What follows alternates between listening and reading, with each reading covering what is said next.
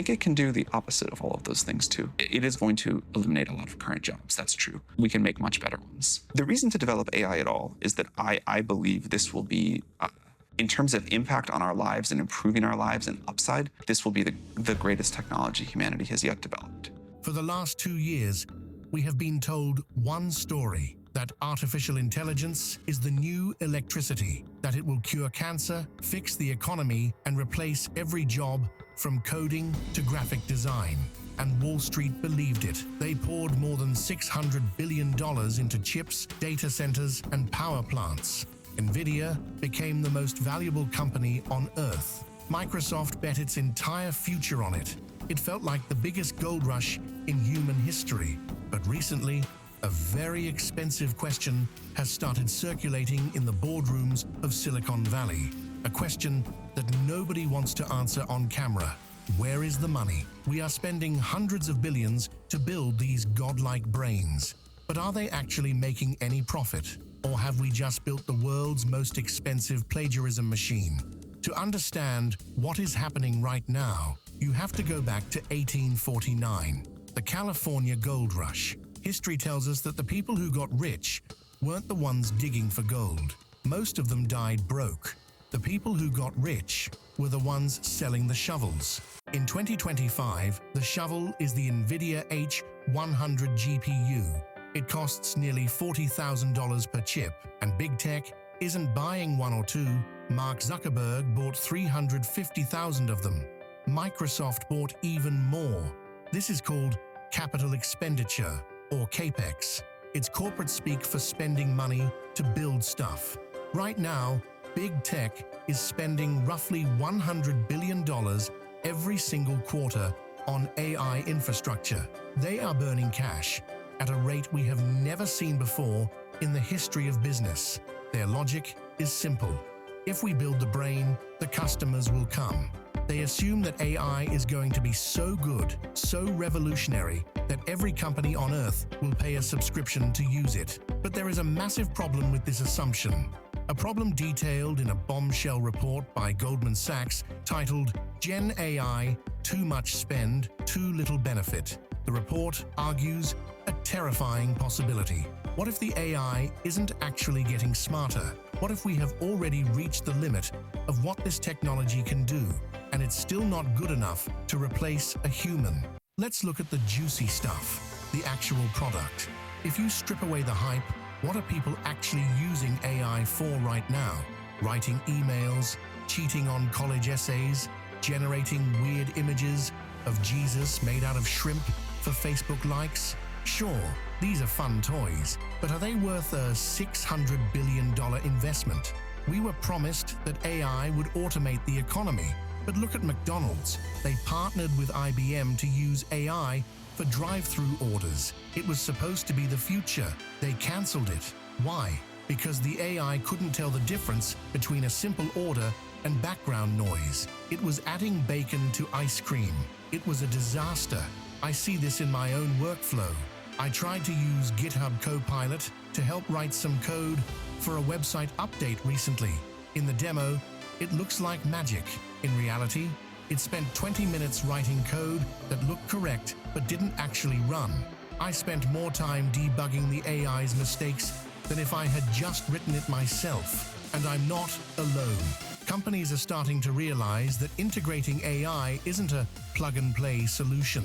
It requires massive amounts of data cleaning, expensive implementation, and in the end, the chatbot still hallucinates and lies to your customers.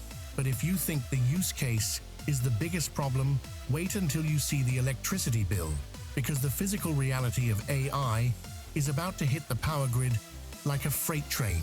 When we think of the cloud, we imagine something clean, invisible, a silent network of information floating in the sky. But if you look behind the curtain, the cloud isn't floating. It is heavy, hot, and incredibly hungry. In 2024, US data centers consumed 183 terawatt-hours of electricity. To put that number in perspective, that is more electricity than the entire nation of Pakistan. It is more than Malaysia, and this was before the AI boom really hit its stride. You see, An AI query isn't like a Google search. A Google search retrieves a link. An AI generates a thought. This process requires massive computational power. One conversation with ChatGPT consumes nearly 10 to 30 times more energy than a standard web search. The energy demand is becoming so desperate that big tech is resorting to extreme measures. In a deal that sounds like the start of a dystopian sci-fi movie, Microsoft recently signed a $1.6 billion contract to restart the 3 Mile Island nuclear plant. Yes, that 3 Mile Island, the site of the worst nuclear accident in US history. They are literally bringing a dead nuclear reactor back to life just to train the next version of ChatGPT.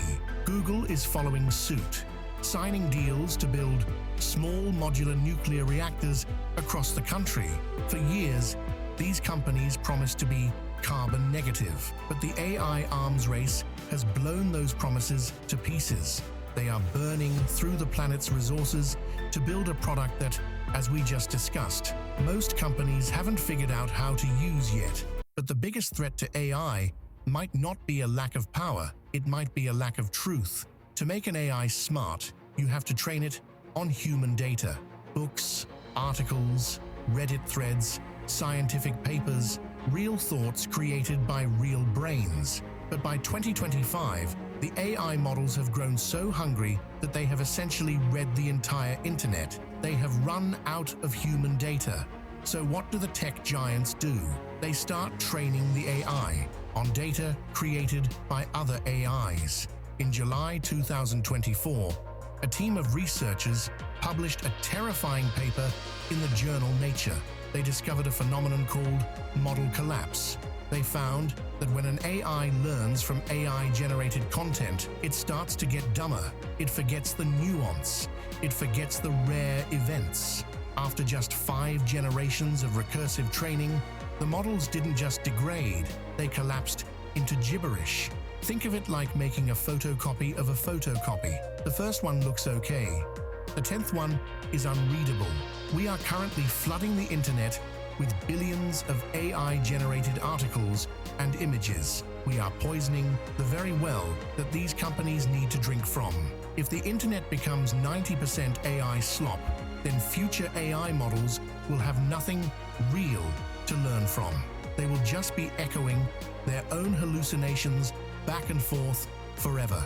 A digital echo chamber that gets stupider with every generation. So, let's review. We have a technology that burns more energy than entire nations. It costs hundreds of billions to build. It has no clear path to profitability.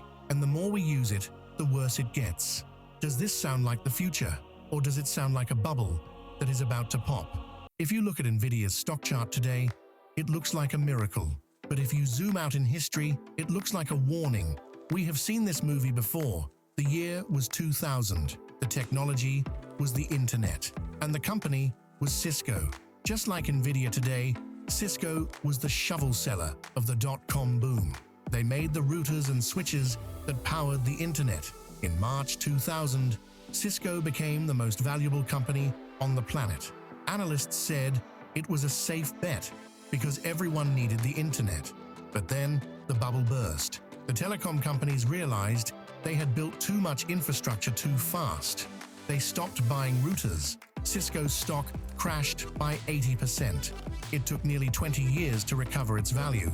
Today, Nvidia is in the exact same position. Their revenue is driven almost entirely by 4 or 5 massive customers: Microsoft, Meta, Google, Amazon. If just one of those companies decides that the AI return on investment isn't worth it, if Mark Zuckerberg says, maybe we don't need another 100,000 chips this year, the dominoes start to fall. The panic won't start in the technology. The AI will still work. The panic will start in the Excel spreadsheets. When the quarterly earnings call comes and the revenue growth slows down, the market will realize it paid trillions for a revolution that is still a decade away. There is a concept in economics called the Gartner hype cycle. Every new technology goes through it. We climb the peak of inflated expectations, where we think the tech is magic, and then we crash into the trough of disillusionment. We are standing at the top of that peak right now. The slide down is going to be painful. Startups will go bankrupt. Layoffs will happen.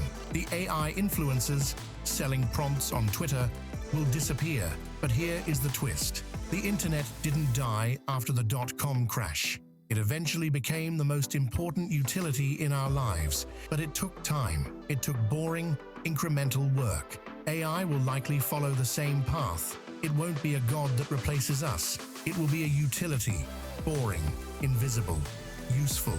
But as we wrap up, I can't help but think about the opportunity cost. In the last 24 months, we have poured an estimated $1 trillion into generative AI. $1 trillion to build chatbots that can write mediocre poetry and generate fake images of Pope Francis in a puffer jacket.